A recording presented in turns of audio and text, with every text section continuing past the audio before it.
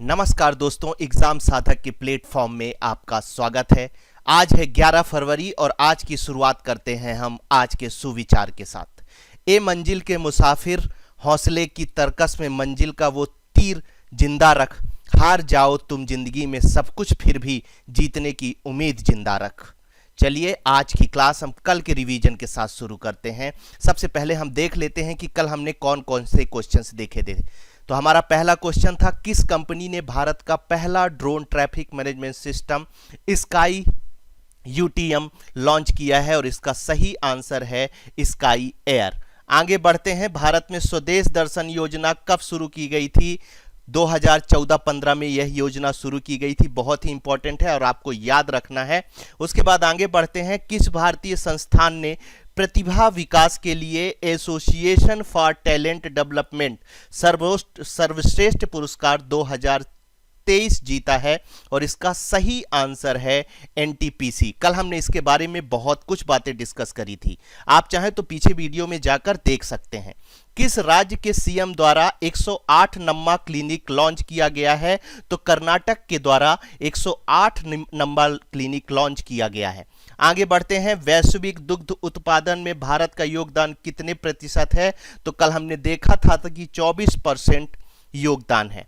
आगे बढ़ते हैं, नेक्स्ट क्वेश्चन देखते हैं। नाउ यू ब्रीथ, जिसे गोल्डन बुक अवार्ड्स 2023 से सम्मानित किया गया है, के लेखक कौन है? और इसका सही आंसर है राखी कपूर।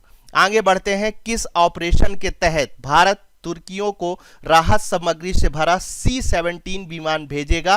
तो ऑपरेशन दोस्त के तहत। बहुत ही इंपॉर्टेंट क्वेश्चन है, आप चाहें तो इंपॉर्टेंट में 3 स्टार लगा के इसे याद रख सकते हैं। चलिए आगे बढ़ते हैं, किसके द्वारा द बेस्ट ऑफ सत्यजीत रे नामक एक नई पुस्तक जारी की गई थी?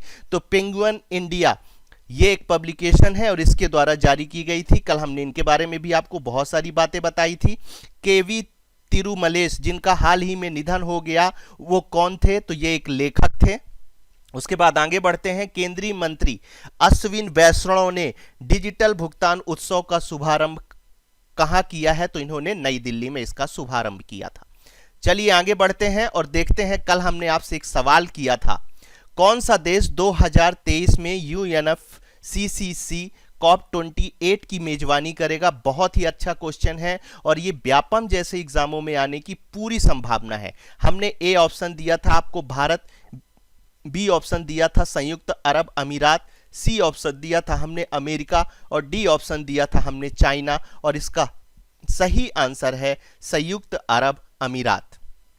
चलिए अब आगे बढ़ते हैं और नेक्स्ट क्वेश्चन देखते हैं, किस राज्य ने alternate agriculture system for sustainability project कार्यक्रम शुरू किया है? ए ऑप्शन है पंजाब, बी ऑप्शन है चंडीगढ़, सी ऑप्शन है हरियाणा, और डी ऑप्शन है जम्मू कश्मीर, और इसका सही आंसर है जम्मू कश्मीर। कुछ जानकारी इसके बारे में हम प्राप्त कर लेते हैं। जम्मू कश्मीर सरकार ने alternate agriculture system for sustainability project कार्यक्रम शुरू किया है। यह टिकाऊ कृषि, वाणिज्यिक कृषि, स्वस्थ भोजन के उत्पादन को बढ़ावा देने के प्रयासों का एक हिस्सा है। इसके अंतर्गत कौन कौन सी महत्वपूर्ण बातें हैं उस पर भी एक नजर डाल लेते हैं।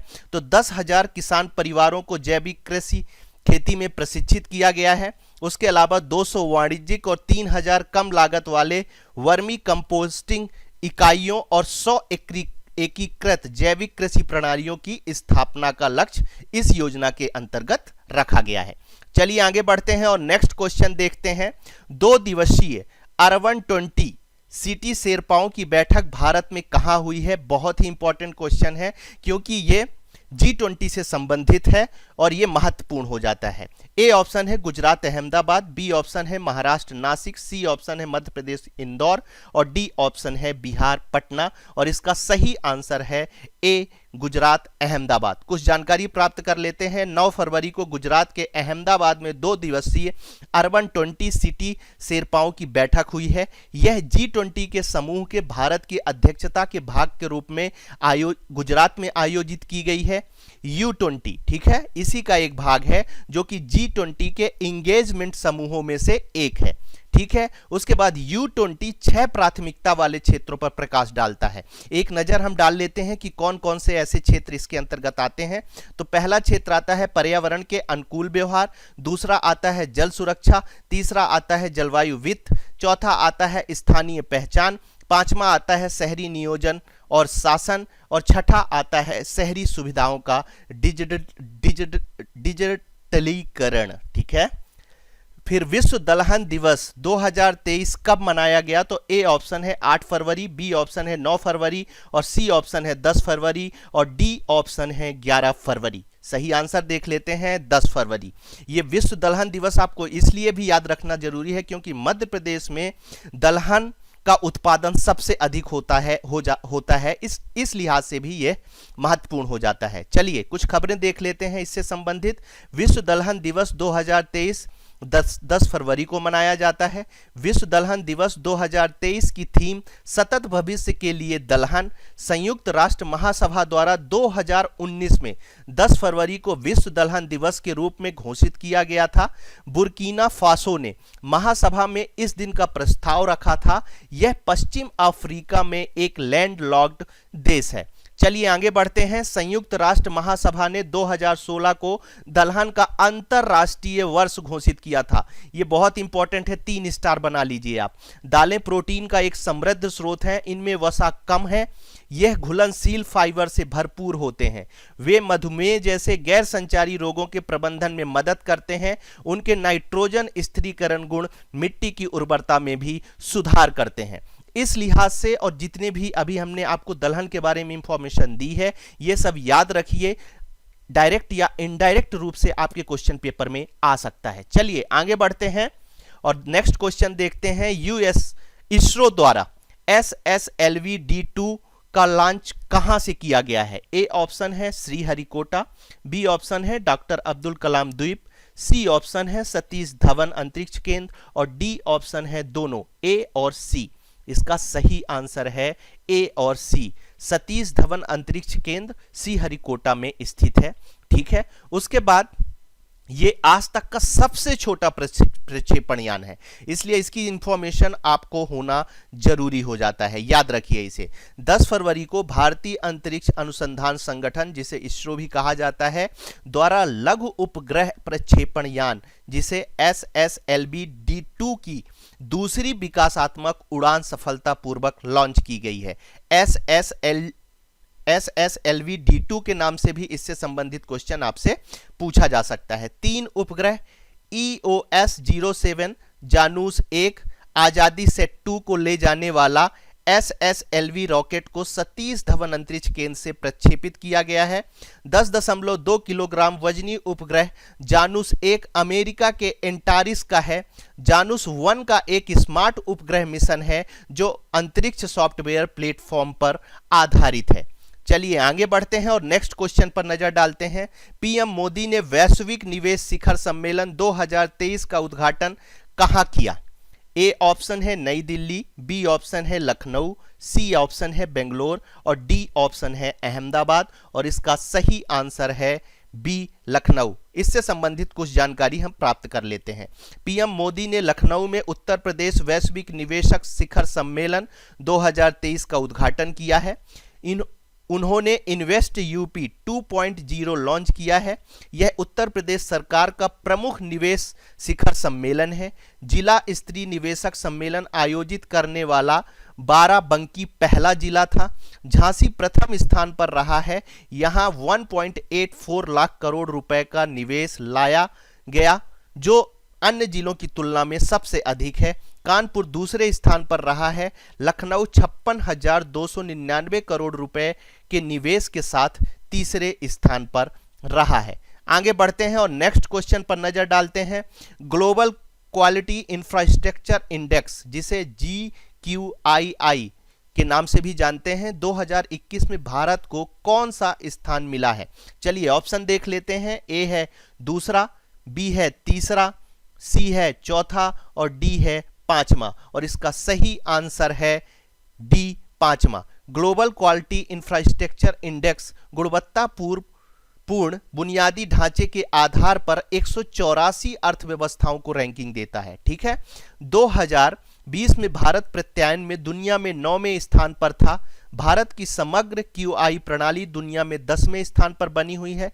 भारत मानकीकरण प्रणाली में 9वें स्थान पर है। मेट्रोलॉजी प्रणाली NPLCSIR के तहत दुनिया में 21वें स्थान पर है। GQII रैंक में जर्मनी शीर्ष पर है, जबकि चीन और संयुक्त राज्य अमेरिका दूसरे और तीसरे स्थान पर है। चलिए आगे बढ़ते हैं और नेक्स्ट क्वेश्चन पर नजर डालते हैं। नेक्स्ट क्वेश्चन है, किस देश ने बीमारियों का पता लगाने और सुरक्षा जांच में सुधार के लिए स्निफिंग रोबोट लॉन्च किया है? ए ऑप्शन है भारत, बी ऑप्शन है चाइना, सी ऑप्शन है इजराइल और डी ऑप्शन है अमेरिका। और इसका सही आंसर है सी इजराइल। इजराइल वैज्ञानिकों के जैविक सेंसर से लेस स्निफिंग रोबोट, सूंघने वाला रोबोट बनाया है। आपको याद रखना है। ओके, बहुत ही इंपॉर्टेंट क्वेश्चन है। रोबोट बीमारी का पता लगाने और सुरक्षा जांच में सुधार के लिए टिड्डियों के एंटीना का उपयोग करता है। ओके, मशीन लर्निंग की मदद से रोबोट विभिन्न प्रकार के गंधों का पता लगा सकता है। प्रत्येक गंध अपने आप में अनूठी होती है, जिसे मशीन लर्निंग से रोबोट की इलेक्ट्रॉनिक प्रणाली पहचान सकती है। वैज्ञानिक यह समझने की कोशिश कर रहे हैं कि कैसे कुछ जानवर सूंघकर बीमारी का पता लगा लेते हैं। चलिए इसके आगे बढ़ते हैं और नेक्स्ट क्वेश्चन पर नजर डालते हैं। मिशन अंत्योदय सर्वेक्षण 2022-23 का उद्घाटन श्री गिरिराज सिंह ने 9 फरवरी को कहां किया है? तो ए ऑप्शन है उत्तर प्रदेश, बी ऑप्शन है नई दिल्ली, सी ऑप्शन है उत्तराखंड और डी ऑप्शन है हिमाचल प्रदेश। और इसका सही आंसर है नई दिल्ली। ग्रामीण विकास विभाग 2017-18 से देश की सभी ग्राम पंचायतों में मिशन अंत्योदय सर्वेक्षण कराया गया है। इस सर्वेक्षण का उद्देश्य विभिन्न योजनाओं के अभिसरण के माध्यम से लोगों के जीवन और आजीविका में परिवर्तन के परिणामों का आकलन करना है। इस अवसर पर इसके पोर्टल और मोबाइल एप्लीकेशन का शुभारंभ किया गया है। सर्वेक्षण में जो प्रश्न आते हैं वो प्रश्न 5 स्तरों में वर्गीकृत किया गया है। पहला है पंचायत अवसंरचना, दूसरा है पंचायत सेवाएं, तीसरा है ग्राम अवसंरचनाएं और चौथा है ग्राम सेवाएं और पांचवा है गांव की प्रथाएं। ठीक है, चलिए आगे बढ़ते हैं और नेक्स्ट क्वेश्चन पर नजर डालते हैं। हाल ही में किस देश के 585 समुद्री शेरों की मौत की सूचना दी गई है? ए ऑप्शन है पेरू, बी ऑप्शन है बोलोविया, सी ऑप्शन है लीमा और डी ऑप्शन है चिली। और इसका सही आंसर है पेरू। इसके बारे में कुछ जानकारी प्राप्त कर लेते हैं। पेरू ने H5N1 वायरस के कारण 525 समुद्री शेरों और 55,000 जंगली पक्षियों की मौत की सूचना दी है। यह avian influenza type A virus का एक उप प्रकार है। इसके बाद यह H5N1 H9N2 के संक्रमण के कारण होने वाली बीमारियों को संदर्भित करता है। विषाणु जंगली पशुओं में स्वाभाविक रूप से फैलते हैं। वायरस आमतौर पर इंसानों को संक्रमित नहीं करता। मानव संक्रमण संक्रमित जानवरों के सीधे संपर्क में आने से होता है। अगला क्वेश्चन पर नजर डालते हैं। प्रतिष्ठित राजा राम मोहन राय राष्ट्रीय पुरस्कार किसे दिया जाएगा? ए ऑप्शन है डॉक्टर गिरिराज, बी ऑप्शन है सुमन चौहान, सी ऑप्शन है A.B.K. प्रसाद और डी ऑप्शन है डॉक्टर श्याम चरण। और इसका सही आंसर है डॉक्टर A.B.K. प्रसाद। प्रतिष्ठित राजा राम मोहन राय राष्ट्रीय पुरस्कार वरिष्ठ पत्रकार, ये भी आपको याद रखना है कि डॉक्टर A.B.K. प्रसाद किससे संबंधित हैं? तो ये पत्रकारिता से संबंधित है। ठीक है, उन्होंने पत्रकारिता के क्षेत्र में उत्कृष्ट योगदान के लिए प्रतिष्ठित Raja Ram Mohan Roy national award for excellence in journalism 2020 के लिए चुना गया है। उन्होंने 2004 से 2009 की अवधि के दौरान संयुक्त आंध्र प्रदेश में राजभाषा आयोग के अध्यक्ष के रूप में भी कार्य किया है। 28 फरवरी 2023 को नई दिल्ली में उन्हें यह पुरस्कार प्रदान किया जाएगा। चलिए आगे बढ़ते हैं और आज के सवाल पर नजर डाल लेते हैं। आप लोगों से एक रिक्वेस्ट है कि प्लीज इसका आंसर आप हमारे कमेंट बॉक्स में दें। ये आपका डेवलपमेंट हो, आपको क्वेश्चंस याद रहें, उसी के तहत हम रोज आपको एक सवाल देते हैं। ठीक है, चलिए देख लेते हैं इसरो नासा के द्वारा संयुक्त रूप से विकसित सितंबर महीने में कौन सा उपग्रह भारत से लॉन्च किया जाएगा। ऑप्शन ए है निसार, ऑप्शन बी है एरोना, ऑप्शन सी है आदित्य L1 और ऑप्शन डी है अनुसेट। चलिए, यदि आपको हमारी वीडियो पसंद आ रही है तो आप हमारे इस वीडियो को लाइक कर सकते हैं। साथ ही जिन्होंने सब्सक्राइब नहीं किया है वो हमारे चैनल को सब्सक्राइब कर सकते हैं। यदि इस वीडियो की मतलब करंट अफेयर्स की आप PDF प्राप्त करना चाहते हैं तो हमारे टेलीग्राम चैनल साधक द अचीवर में जाकर वहां से डाउनलोड कर सकते हैं। आप सभी के उज्जवल भविष्य की शुभकामनाओं के साथ आज की क्लास हम यहीं समाप्त करते हैं। धन्यवाद।